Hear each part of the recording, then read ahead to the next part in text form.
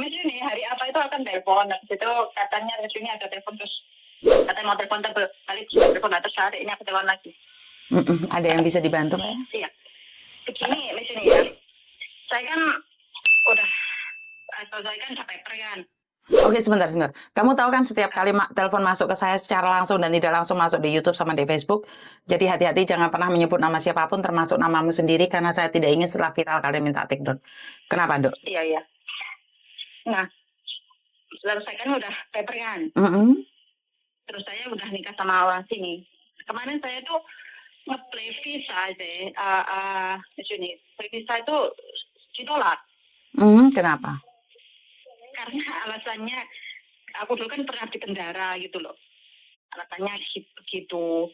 Terus ada yang membantu saya itu bilang kenapa kamu kan ngambil paper 2015 terus sudah hampir 6 tahun lebih kamu kan tidak maksudnya nggak fancy lagi gitu loh, maksudnya nggak ada kasus lagi, kenapa mereka ditolak? Saya nggak tahu aku bilang gitu. Di mana nolaknya? Ditolaknya di mana saya? Di imigrasi. Dari imigrasi. Bagaimana mereka surat penolakannya? Ada surat penolakannya nggak? Ada. Saya punya surat penolakannya. Lihat dan kirim ke aku sekarang. Oh iya. Kalau memang maksudnya itu ada keyway lagi nggak misalnya untuk ngeplay lagi itu? Makanya kirimin ke aku nggak tahu suratnya seperti apa. Oh. Karena ada beberapa yang ditolak permanen, ada yang ditolak nggak permanen gitu loh. Oh, soalnya itu suratnya itu banget itu. Bukan yang surat terakhir yang dari imigrasi itu. Surat terakhir. Oh iya. Bagaimana kamu tahunya kalau itu ditolak gitu loh? Iya kemarin kan udah dibantu lagi mana sih aku Jordan itu ya. Terus di situ katanya ditolak ya alasannya nggak gitu katanya. Di mana di Jordan? Maksudnya di Jordan gimana? Di Jordan di apa sih itu? Apa justice apa itu loh Mas Yuni? Justice apa? Siapa yang masuk penjara? Kamu atau suamimu? Saya. Gara-gara apa kamu masuk penjara? Gara-gara kerja ketangkep. Oh. Kerja ketangkep pakai KTP palsu. Oh. Iya, kalau pakai KTP palsu ya memang. Kalau itu kan kalau kamu kerja ketangkep itu masih nggak apa-apa, tapi kalau pakai KTP palsu itu yang sulit. Oh. Tapi kamu punya anak sama suamimu? Ada. Dia KTP-nya Hongkong kan, anakmu?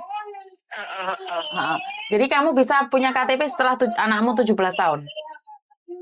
Oh, begitu boleh. Jadi Mas, misalkan ya, sekarang kan saya udah nggak bisa ini kan.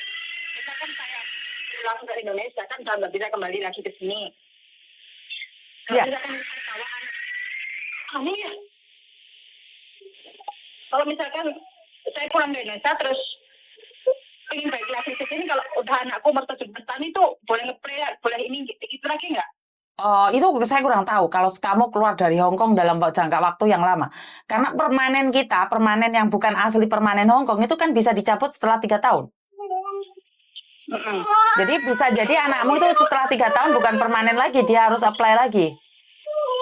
Oh, gitu. Katanya kalau udah permanen gini pulang ke Indonesia itu 17 tahun bisa memilih warga negara gitu loh. Memilih warga negara bukan permanen loh, Mbak. Oh, gitu. Saya saja permanen Hong Kong, kalau saya pulang ke Indonesia lebih dari 3 tahun permanen saya hilang. Oh, jadi 3 tahun harus balik lagi ke sini terus keluar lagi gitu. Tapi kan dia sendiri di bawah umur kan nggak bisa terbang sendiri. Jadi kamu kesulitan karena pemerintahan Hong Kong itu pernah ada anak saya. Waduh, anakmu nangis, Mbak. Ini nggak boleh pakai telepon. Umur berapa anakmu? Yang satu hampir 5 tahun, yang satu umur 3 tahun. Oke. Dari pengalaman saya, karena saya pernah ada, itu pasangannya di penjara, jadi tidak bisa keluar visanya. Karena apalagi kasusmu itu pemalsuan dokumen, memakai dokumen orang lain yang kamu ketahui untuk bekerja. Pasalnya kan lebih berat itu, Dok. Loh, kok kamu bisa ketemu sampai ada yang laporin gimana, Dok? Saya nggak tahu deh, itu pasti ada yang laporin kali kan. Pasti. Iya, gitu loh. Ketemunya di mana? Ketangkapnya di mana, sayang? Kami di restoran. Restoran mana? Di restoran Kos WB. Kos WB. Tapi bukan restoran Indonesia kan? Bukan, restoran Itali. Oh, restoran Italia. Oke. Iya. Posisimu sudah menikah belum? Sekarang udah. Bukan dulu waktu ketangkap itu loh. Belum. Masih single. Belum, maksudnya masih kosong. 2015 kamu. 2015 kamu overstay. 2013 deh. 2013 overstay terus ketangkapnya 2015. Enggak, saya overstay itu 5 tahun, terus saya ketangkep itu. Jadi 2013, kira-kira 2013 itu saya ketangkep. Oh, oke. 13, 14, 15, 16, 17, 18, 19, 20, 21, 22, 23. Loh, hampir 10 tahun loh sebenarnya, Dok. Kamu dari apply papernya. Iya, aku setelah nikah itu langsung saya ngeplay deh. Ngeplay pas waktu ada COVID itu kan jadi agak lambat, hampir 2 tahun. Soalnya yang aku tahu kan aku selalu memperingatkan kalau salah satu di antara kalian ada kasus penjara kan nggak keluar visa. Pernah nggak dengar video saya? Karena soalnya saya nggak pernah main Facebook, saya nggak punya Facebook. Ini temanku yang ngasih tahu. Coba telepon Mas Juni, bilang gitu. Kalau bisa bantu, bilang gitu. Di YouTube sebenarnya saya sering ngomong kayak gitu, sayang. Jadi kalau pasanganmu, salah satu pasanganmu itu pernah punya utang, visamu pun nggak bisa turun. Dan salah satu pasanganmu itu pernah di penjara, itu juga nggak bisa turun visanya. Itu peraturan baku Hong Kong. Tapi kamu coba lagi, yang aku tahu kalau anakmu sudah umur 17 tahun, maka kamu bisa, karena yang garansi kan bukan suamimu, yang garansi itu anakmu. Anakmu adalah anak Hong Kong. Tapi kalau anakmu kamu bawa pulang ke Indonesia, setelah 3 tahun permanennya dia kan hilang. Itu bagaimana bisa membawamu ke sini, kan nggak bisa juga. Oh, jadi maksudnya ada salah satunya nunggu mereka umur 17 tahun baru kemungkinan bisa ada KTP saya gitu deh. Betul, karena yang jadi sponsor kamu bukan bapaknya, anakmu sekarang. Kan beda. Oh gitu. Itu yang saya ketahui ya, karena dari pengalaman saya dari beberapa kasus. Karena ini kasus ini pernah terjadi pada anakku tahun 2012. Jadi suaminya pernah dipenjara dan visa istrinya nggak bisa turun sampai sekarang karena anaknya belum umur 17 tahun. Iya. Iya, kalau suamiku pernah bilang kalau di Hong Kong itu misalkan orang ini ya pengen keluar KTP permanen, kalau pernah di penjara itu dipersusah, suamiku bilang kayak gitu. Bukan dipersusah, nggak dikeluarin. Nggak bisa dikeluarin. Soalnya temannya suamiku kan pernah di penjara, jadi kan visanya permanen kan nggak bisa keluar sampai sekarang. Cuma visa residen kok. Residen aja nggak bisa keluar, Mbak. Bukan permanen loh, residen aja nggak bisa keluar. Tapi bisa kerja loh. Iya. Anak laki-laki. Siapa?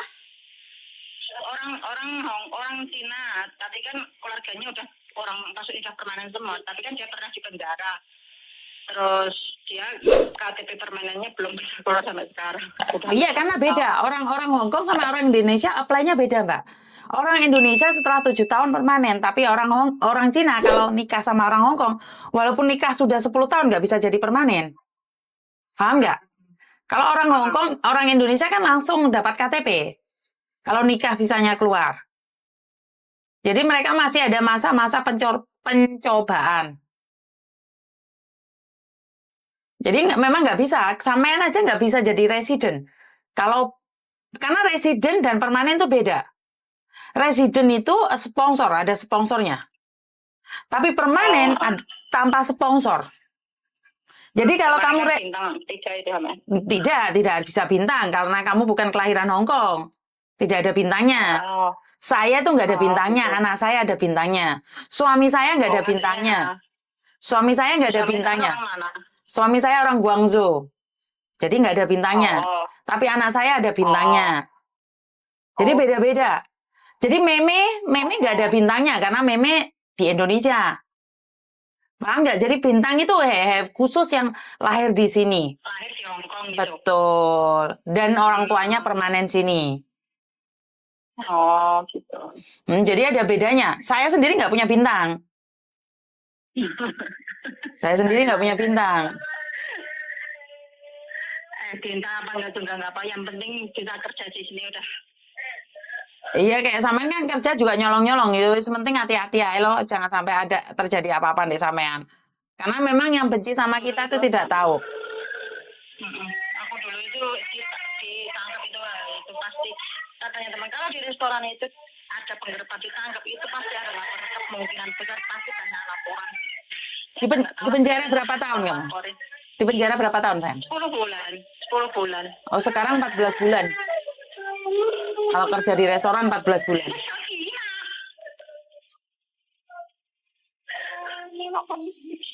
Apa? Oh iya. Mau orang dikasih ya. HP yang lain, HP banyak tapi tidak mau minta HP yang buat teleponnya, nakal ini kok. Jangan dibilang nakal, ntar anaknya nakal beneran. Oh, jadi bentak-bentak toh. Makan mie, tete makan mie, aku teleponan langsung pengen direbut HP ini. Orang HP banyak di itu ada apa. Bisa bahasa Indonesia dia? Nggak bisa. Nggak bisa. Speaker entah ngomong sama dia. Nah iya ya. Coba dia. Cewek atau cowok, Mbak? Cowok atau cewek?喂，咁靚女喊嘅，做咩啊？好靚女喎，我見到你啦喎。ini 我太脾氣啊ini。唔係啊，做咩啊？做咩啊？做咩啊？你講俾我聽啊！做咩啊？好靚女話，好靚女喎，喊到咁靚女。Ya udah, Mas ini kapan-kapan tak telepon lagi. Siap, siap. Oke, haulah. Oke, bye-bye. Yuk, bye-bye. Oke, ini sebenarnya mungkin saya sudah berkali-kali ngomong, tapi saya akan ulangi lagi dan lagi. Buat kalian yang punya rencana menikah sama orang Hong Kong, jika pasanganmu, salah satu dari pasanganmu itu pernah di penjara, jadi jangan bermimpi untuk menjadi residen. Kenapa saya ngomong kayak gitu? Dari berbagai pengalaman ya, kalau Anda pernah melakukan kriminal di Hong Kong, Anda pernah di penjara, baik Anda adalah sebagai perempuannya atau baik Anda sebagai laki-lakinya, maka KTP kalian akan dihoji, maka akan digantung oleh pihak pemerintah. Ini pengalaman saya dari 2011, 2012, karena waktu itu marak-maraknya anak Indonesia menikah sama orang Hong Kong, sudah punya anak, tapi apply visanya tidak bisa. Dan itu sesuatu yang tidak mungkin dong. Sudah punya anak, anaknya aja punya KTP Hong Kong, kenapa ibunya nggak punya? Ternyata karena si mbaknya ini tidak pernah jujur sama saya, pada akhirnya sidanglah kita ke imigrasi, bukan sidang ya, ke imigrasi kita menanyakan, tapi pihak imigrasi tidak pernah memberitahu kita apa yang terjadi. Setelah itu kita tanyakan pada suaminya, sejujurnya ada apa sih sebenarnya? Ternyata terkuaklah bahwa suaminya pernah masuk di penjara. Jadi Hong Kong ini sangat ketat sekali buat mbak-mbaknya. Kalau punya pacar, pikir-pikir dulu apakah pacarnya pernah punya utang atau pacarnya pernah di penjara. Jadi daripada kalian kegantung, udah punya anak, kebingungan, kelabakan antara pulang dan tidak pulang. Oke, buat mbak-mbaknya yang overstay, saya sudah peringatkan berkali-kali, contohnya mbaknya tadi ya, sekalian dengar sendiri bahwa dia sempat pakai KTP palsu untuk bekerja di restoran. Ini sering kali terjadi, dan kalian harus tahu bahwa hukumannya adalah 10 bulan sampai 14 bulan. Ini sering kali diingatkan bahwa jangan pernah kerja di restoran kalau tidak punya KTP Hong Kong. Kalau kalian masih memaksa, bahkan kalian menunjukkan sama saya KTP yang dimana bukan KTP kalian, maka tewaslah kalian, kelengerlah kalian. Karena yang menjalani masa-masa tahanan itu adalah kalian. Jadi buat teman-teman di luar sana sebentar ya.